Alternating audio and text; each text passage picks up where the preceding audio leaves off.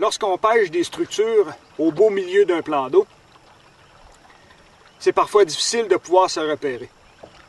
Il y a toujours les fameuses bouées de marquage qu'on peut utiliser pour commencer à prospecter une structure, pour mettre un point de départ à notre prospection, vous lancez une bouée de marquage. Moi, ce que j'aime bien faire, c'est que je laisse toujours mon appareil GPS sur la fonction tracé. Donc, toutes les passes, tout le parcours que je vais faire sur la structure, mon GPS va laisser un tracé sur l'écran.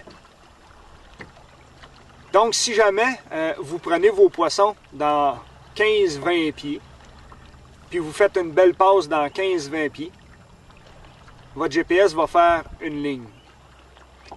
Ça va être très, très facile, après ça, de pouvoir repasser exactement au même endroit.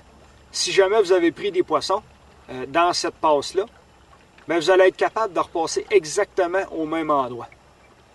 C'est génial par rapport que, oui, on peut mettre 2-3 bouées de marquage le long de votre parcours, mais il arrive parfois qu'on pêche sur des plans d'eau où la pression de pêche est très forte.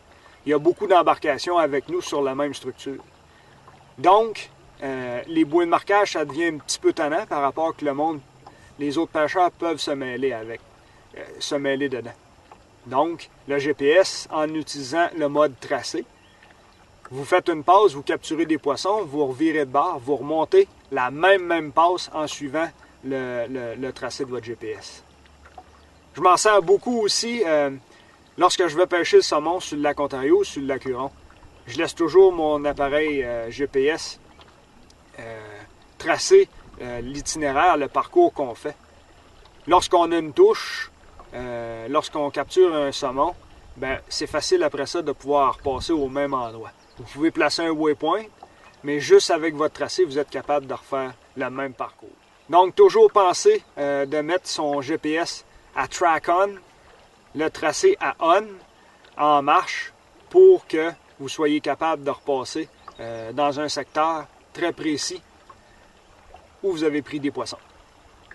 Sur ce, bonne pêche!